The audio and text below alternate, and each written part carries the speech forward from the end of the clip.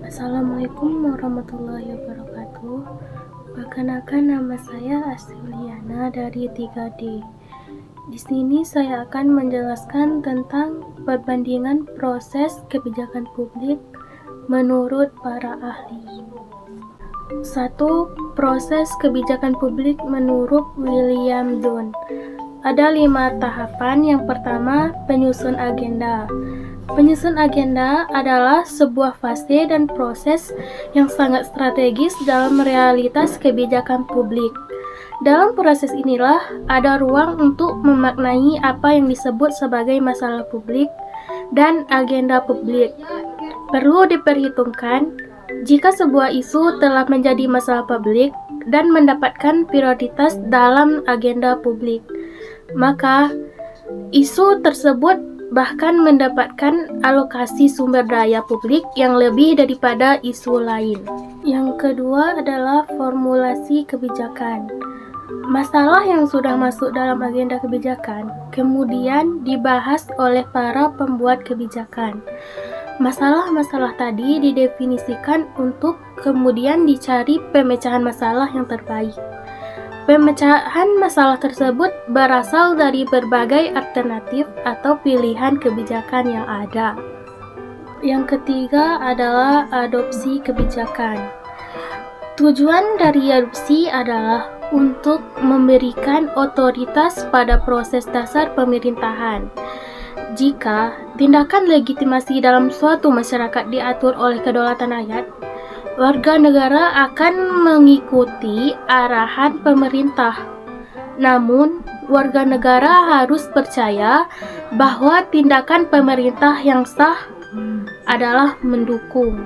Yang keempat, implementasi kebijakan adalah aktivitas yang terlihat setelah dikeluarkan pengarahan yang sah dari suatu kebijakan, yang meliputi upaya pengelola input untuk menghasilkan output atau outcomes bagi masyarakat. Tahap implementasi kebijakan dapat dicirikan dan dibedakan dengan tahap pembuatan kebijakan. Dan yang terakhir atau kelima, evaluasi kebijakan atau penilaian.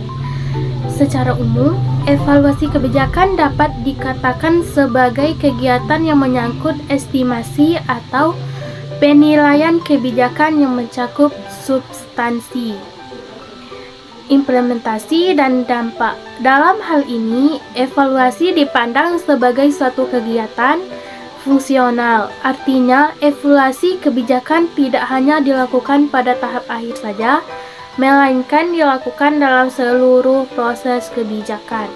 Yang kedua adalah proses kebijakan publik menurut Ripley, yang mana ada beberapa tahapan. Tadi penjelasan William Dunn hanya ada agenda kebijakan. Namun di sini menurut Ripley, agenda kebijakan diikuti hasil agenda pemerintahan, yaitu membangun persepsi di kalangan stakeholder bahwa sebuah fenomena benar-benar dianggap sebagai masalah. Hal ini penting karena bisa jadi suatu gejala yang oleh sekelompok masyarakat tertentu dianggap sebagai masalah, tetapi kelompok masyarakat yang lainnya atau bahkan oleh para elit politik bukan dianggap sebagai suatu masalah. Dan memobilisasi dukungan agar masalah tersebut dapat masuk dalam agenda pemerintah. Memobilisasi dukungan ini dapat dilakukan dengan cara mengorganisasi sekelompok-kelompok yang ada dalam masyarakat. Setelah kebijakan pemerintah diikuti dengan tahap formulasi atau legitimasi kebijakan.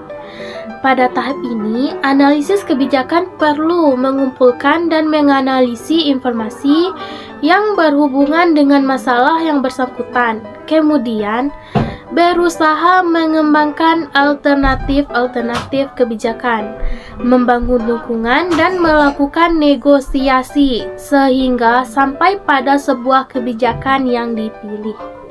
Dengan adanya kebijakan tadi, diperlukan tahap implementasi kebijakan. Tahap ini perlu memperoleh dukungan, sumber daya, dan penyusun organisasi pelaksanaan kebijakan. Dan hasilnya ada tindakan kebijakan. Dalam proses implementasi sering ada mekanisme, insentif, dan sanksi agar implementasi kebijakan tersebut berjalan dengan baik. Dengan adanya tindakan kebijakan tadi, kita diperlukan lagi tahap evaluasi terhadap implementasi kinerja dan dampak kebijakan, yang mana tindakan implementasi kebijakan akan dihasilkan kinerja dan dampak kebijakan yang memerlukan proses berikutnya, yakni evaluasi.